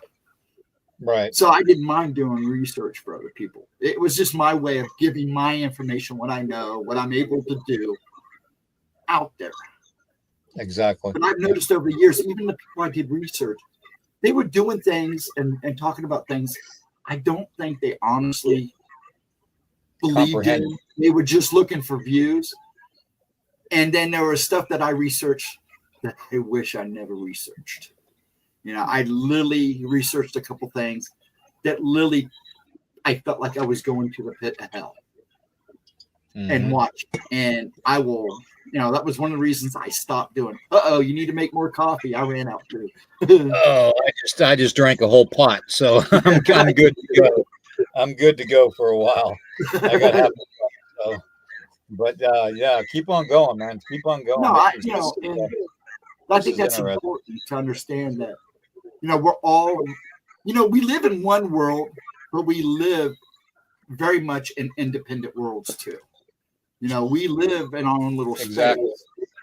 And I think that's important to understand and be more sympathetic too. Because what you see in life, I can guarantee you, your best friend may not see that same thing. Me and Gemma don't agree with everything, but we've learned to understand that and accept that. And that's the same. Eric and I are the same way when we do a podcast, because we don't see eye to eye on a lot of things, but yet we're brothers enough. He's like a little brother to me, that where we can discern, and respect each other's opinions, because I may be at a point in my life where my ability to see and interpret things is a little bit different than his perspective. It's like we've always said, when you're sitting in a circle, Native people, we sit in a circle for a reason. Okay. It's because every position within a circle, you perceive the subject matter from a different perspective. Okay.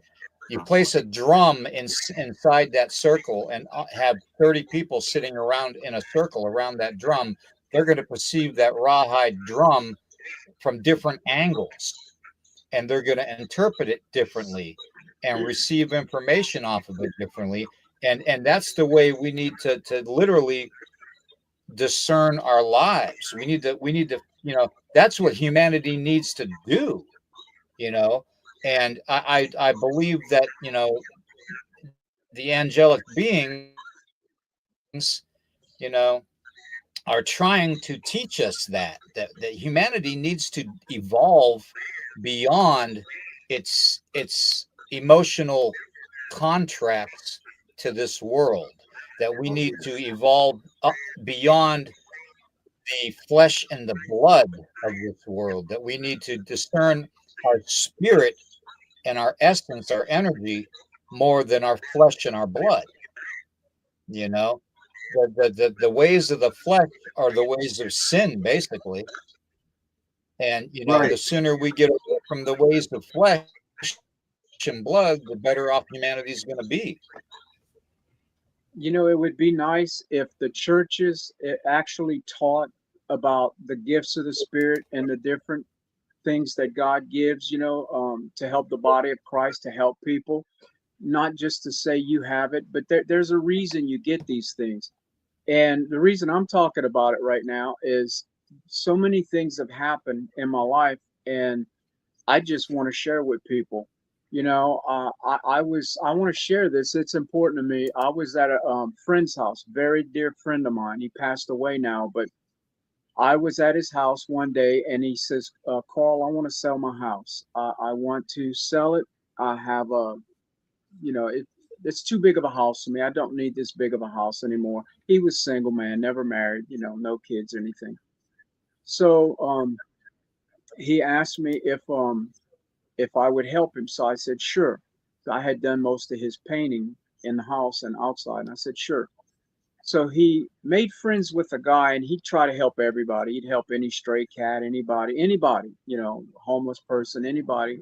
He'd help and feed. And he was a very gentle soul, but you get taken advantage of by doing that also. And therein is part of the reason why I'm talking about discernment.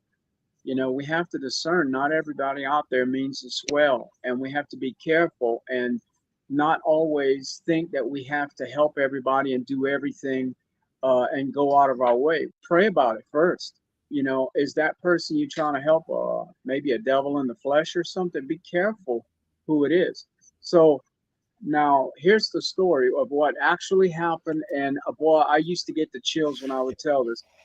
I was sitting in his living room, and this young man, me and him just didn't see eye to eye. The minute we would get in the same room, it was like sharp metal touching sharp metal. I just didn't know what it was, but I said, there's something evil about this fellow. There's something evil. But my friend couldn't see that, because he only saw the good in everybody. He couldn't see that. So after meeting with him a couple of times, I says, I'm going to have a talk with him. So I said, Ed, this guy is something not right. I said, as a friend, I'm asking you, please send him on his way. He's trouble. He's trouble. Send him on his way. And Ed said, well, Carl, he needs help. I have to help him. And I said, Ed, I see harm coming to you. Please send him on his way. He's not who you think he is. Send him on his way. So one day he came in the house, and he just kind of would help himself. Come from across the street, just came into Ed's house like he owned the place. And I was in the living room with Ed. Ed had his Bible open. We were always talking about the Lord, the Word. And I said, Jesus, and he got so mad, and he snarled. I mean, the snarl that he gave me, oh my gosh. His face contorted. And he looked at me and he said, do not say that word again. I said, I will say that word again and again and again. And he said, you will not. I said, Jesus, Jesus, Jesus, just like that. And when I said that, he ran at me with his fist to hit me in the face. And he was only about maybe 4 foot when I said, freeze in Jesus' name. I didn't know what else to say. Okay, y'all, I didn't know what else to say. I said, freeze in Jesus' name. When I did that, in Ed's living room, he had a wooden floor, and it was about 12 foot to the fireplace. Something hit him so hard, he flew. This guy flew to the ground. He hit with such a thump force, unreal. And he skid on his behind. He slid all the way on his butt, all the way to the fireplace. Ed looks at me, and I said, keep on, don't stop. He was scared at this point. I could see fear in Ed's eyes. And that's okay. I was nervous myself, but I knew, show him no fear. We have to stand our ground.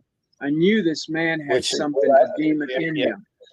He got up Anybody again. that knows I say that don't show Yeah, no fear, you know.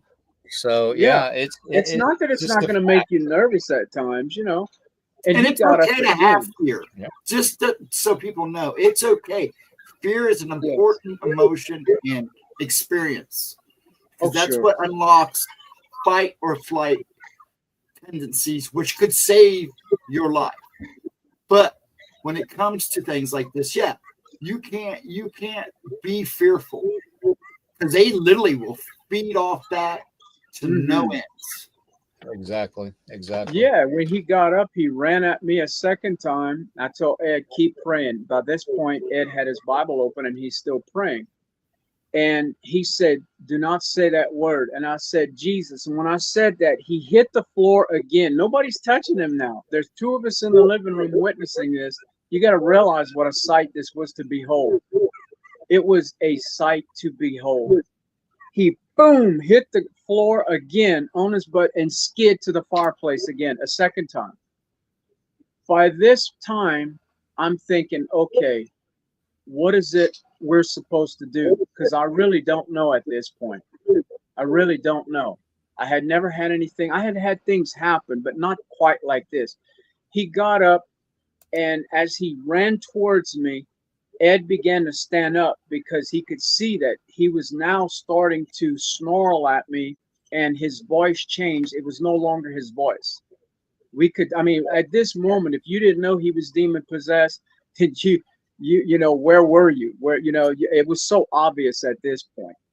And so he got up to run at me again, and he said, we're going to kill you. I said, who are you? He said, we're Legion. And I said, freeze in Jesus' name. And when I said that, I'm like, why am I saying freeze? Doesn't make any sense to me. But it's at the time, it's happening so fast, and it's a bit nerve-wracking. I'm going to be honest with you. And I said, in Jesus' name, you're not going to hit anybody today. You're not going to hurt anybody. I bind you in the name of Jesus. I take authority over you. And I said, you are going to comply with me. No, I'm just a child of God. My name might not mean much in your realm, but the name of Jesus that I carry, he is the one you fear, and you shake and tremble at his name. And I knew that much, that he was definitely uncomfortable with that name. And long story short, we ended up praying for him, and some things did come out. But at the end, when he left, I told Ed, I said, it didn't all come out. It's trying to trick us. It's not out. So the very next few days, he Yeah. came back one last time, and the realtor was there, and we were supposed to sign papers. He came back, and he pulls out a pocket knife. He opens it up, and naturally he's saying things I can't repeat. And I told the lady, I said, get up slowly. I'm sorry this is happening. And I told Ed, I said, protect her, get out of here, close the door. I'm going to lock it. No matter what you hear, you do not open this door. You stay outside. And he says, no. I said, right now, outside, stay out. And I locked the door. And I said, you are going to get your tail whooped today. I said, you're not going to terrorize this woman and this man anymore. All of a sudden, he threw the pocket knife down, and he ran, and he screamed a scream. There's no way you can explain this to somebody what that sounded like. And he clicked the little knob thing, Ungodly. and he ran outside screaming, saying, I'm going to get you. But that's not the words he used, you know. And he ended up, I believe, in my personal opinion, unalived my friend. That it was him. There was no doubt. Yeah. And Well, that was here's very one good thing to for me. remember too, buddy. When we're dealing with the evil and the demonic, they always reference themselves in the plural context, like legion or many or I Oh, am they lie. all, or you know, that type of context. But also, if you consider what's happening in society today, who's acknowledging themselves with the pronouns they and them? Mm-hmm. Yep. So, I've been trying to say that for a while now. Yeah, we literally are in a supernatural war 24/7, and a lot of the people that don't have the gift to discern what's actually happening in front of them don't see that this war is happening. It's currently happening. We are literally fighting the evil and the darkness every moment of the day. And So it's more these tense now. storms that people are talking about, how there's these supernaturally charged storms that are happening, they're almost like they're directed towards certain people that are fighting for the light, for the against the darkness. And you know, it's the way it's always been. It's just that now we can see it's intensifying. So, you know, I urge everybody to just, you know, yeah, don't show fear. Like Overbuilt says, it says in the Bible 365 times at least that you should not show fear. Okay. Um, but at the same time, you need to really you need to pray the blood of Jesus. You really need to focus on the sacrifices that the Creator has given to humanity and the signs that the Creator gives to humanity through angelic form and other means, you know, through the environment. I mean, I can't tell you how many thousands of times I have seen the Creator work through wildlife to either correct something I've done or point me in a right direction. So, you know, we need to be able to discern and read these signs too. And the better we get at that, the more prepared we're going to be for the battle to come. So Yeah, and that's you just my notice, opinion. So yeah, you notice that in my opinion is, you know, you got the good trying to wake us up and bind us together, where you got the bad, the evil that's really showing itself at full force right now in a lot of ways, is trying to separate us and blind us. Hence, you know, propaganda, fake news, the whole kit and caboodle. Yep. It is because we were given the right to choose for ourselves. It is now our time to make a decision. And it's going to become more apparent as time goes on. I honestly think that you're going to have to, everybody in one way or form or another, it's going to have to make a decision on where they stand.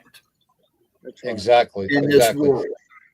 Yep, exactly. I'd like to close with you guys giving your final thoughts on everything, as far as the angelic, you know, existing and all that, and helping out humanity and the signs and stuff, you know, that the Creator gives us. What's your final thoughts? If you could give any advice to anybody that's listening, what would that advice be? Go ahead, Carl. You can go first. Well, that's a good thought right now. The one thing what I would want to say right now, hoping that it's along the lines of what you were just asking, but I want to tell people that we are in the last 7 years, because there's so many ministers out there that want to argue, and it's a bunch of nonsense. And this is prophetic times. Yes, I mean we're there. We're not getting there. We're there. This is it, and we're going to start seeing more and more cryptids, more and more things that are going to blow people out of the water, because they don't believe us. They've seen people, and they made fun of people that said they saw something, and unless you see it, I can understand. I'm not going to say I don't get it. I understand why it's easy for them to laugh and what have you. But I've been warning people for years, and my sister, my brother, my wife, they could tell you, oh my gosh, I've been warning people and letting them know. And my sister called me the other day and she said, Carl, it's all starting to happen. And then she was scared, said, it's all starting to happen, isn't it? I said, that's right. I said, but I've been warning people. I've been warning, but it's easy to make fun of people. It's easy to laugh at people. I said, what you need to do now, I said, is get your life right with the Lord. But I promise you, you need to get your supplies and you need to get ready. You're going to see things that the Bible spoke of that no minister wants to talk about right now, because it's all about kumbara. You know, they don't want to talk about that. I said, but it terrifies me to think about these people in the congregation that the Bible says their hearts will fail them for fear, looking up to those things that are coming upon this earth. You know, they have no clue what's fixing to happen. You know, they're not taught that, and these pastors don't want to teach that. And so I just say, get right with the Lord. And if you don't believe the Lord, I promise you, there's going to be some time with some things happening very soon, and you're going to have an eye-opening experience, and I mean that with all my heart.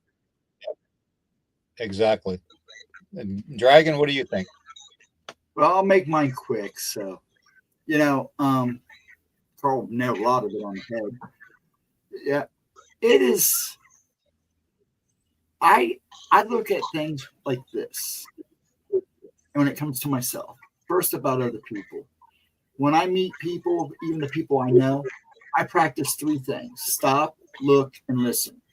I stop what I'm doing, what I'm thinking. I look. I watch their body language. I look into their eyes. When I meet somebody, even friends that I've known for years, the first thing I do is look in their eyes. It is true. Your eyes are the window to your soul. Yes, it is. And for some screwed up reason, Exactly. I have a really good ability to look into people's eyes and know immediately where I stand with them and where they stand in life. And then I listen. I listen to their words. I hear what comes out of their mouth. I try to understand and be understanding to that. So those are three things I practice. But there are two things I say a lot now. The world is crazy right now, and it's only going to get crazier.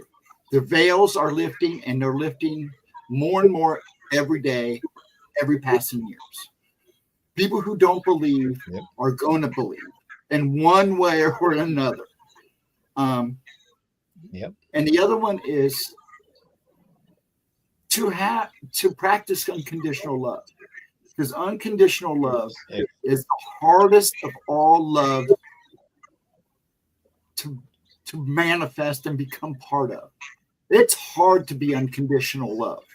You know, unlike an animal who's always unconditionally loving, even when they're treated like crapola, that dog, that cat, that animal always come to you and show you love until it can't anymore. We need to have that same ability. So you know, I'd like to say it here for myself that, you know, patience is an important thing. Understanding is an important thing. So when you're with friends and family and strangers, you know, practice to stop, look, and listen. Take time to listen, watch. Even if you don't have gifts, I don't like calling them gifts. I don't even like calling them abilities. It's just something that I'm able to do. That's the way I look at it. I know it's a gift. I know it's from a higher. There's a reason for it, and I've accepted that. So just take one day at a time. Practice a little self-healing. Make sure you spend time for yourself and reflect.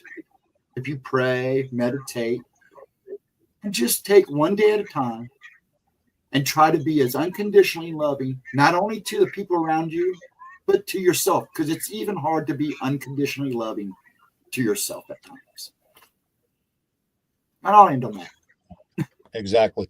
And, you know, there's something to be said about unconditional love too, Dragon. And I'm glad you brought that up, because unconditional love as far as what I've gathered from all my research over the years and investigations and all that and interactions with the supernatural, um, unconditional love is the most powerful force amongst all the dimensions, amongst all the universes, and that is literally our compass to take us to the heavens, to take us to the angelic, realm, to lift us above this flesh suit that we're in that only collects sin and despair. Um, it's one thing to love, you know, but it's one thing, I often am reminded of the wolf pack when you think of an actual wolf pack, and this is from being Native American, the elderly wolves go first, okay, in the pack, okay, because they're the most experienced, okay, at encountering things, so they will know how to handle and encounter things. Then you have the young ones that follow that, and then you have the betas and stuff that follow them to protect the pack from behind. And then the alpha male is way in the back of the pack, and he is observing the entire pack that's in front of him and overseeing them and making sure that they're all safe and provided The for. protector. We have to think of that as us, okay? We need to be that alpha male or alpha female in our spiritual walk in life. We need to be able to discern the gifts from the Heavenly Father and from the angelic beings that are here to help us, and we need to embrace it. We need to unconditionally embrace it. And that's where unconditional love binds us. Unconditional love is a binding contract with the angelic and with God, the Creator. Okay. And until we reach that pivotal point in our lives spiritually, we're not going to be bound to the Creator, to God.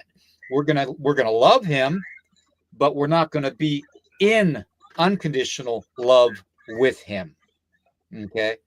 And that's the way it has to be. So, with that being said, I want to thank you guys for being here, Carl and Dragon. You guys are phenomenal. I want to thank Bounty for coming on, and everybody in the chat, the moderators. You guys are fantastic. I love you all very much. I had so much trouble. Oh no, that's no trouble, brother. I don't know why I couldn't get on, William. I tried. My laptop wouldn't let me on, and then I even had trouble with the phone. It was doing everything that I normally don't have trouble with, and giving me so much trouble.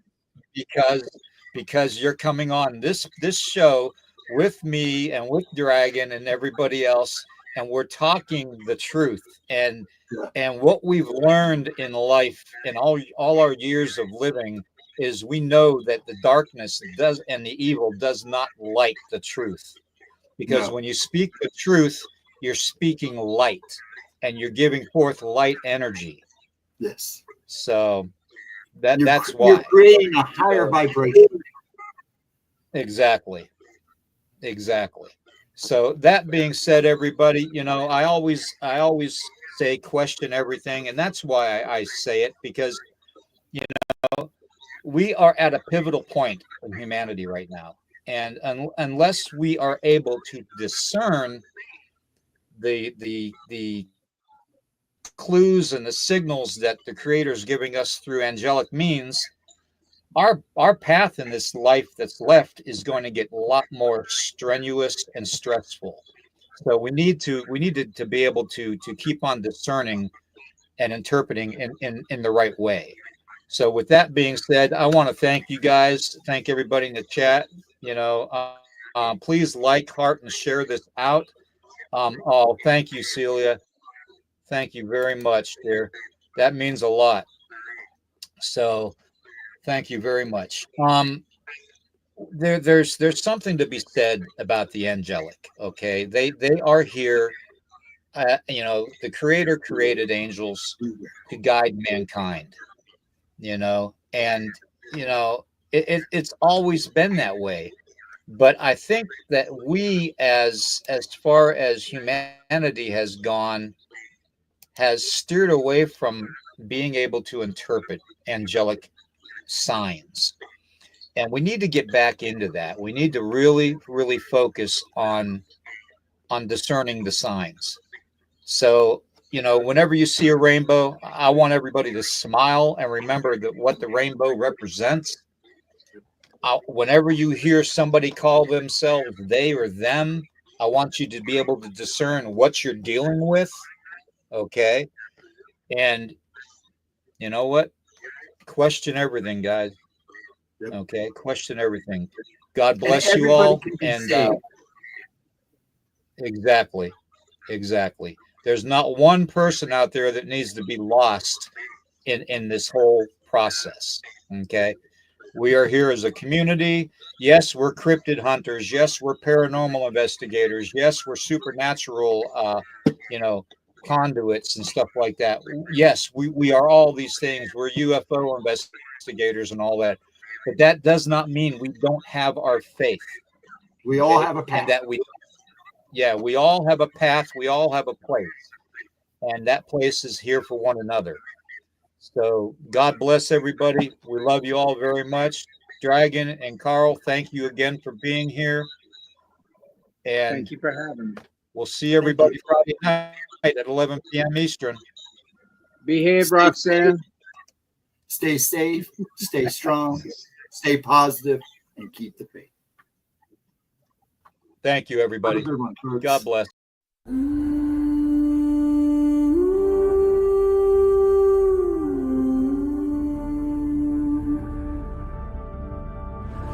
Through the mist we rise, a force unbroken, with banners high and hearts awoken. The sound of pipes, our war is calling. Like thunderous waves, our duty is falling.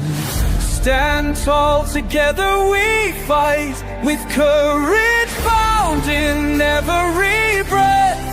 We'll fight like lions, defy our death. In unity our hearts shall sing, the legacy of warriors through every reign.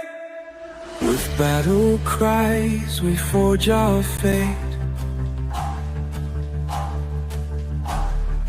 in fields of valor we elevate.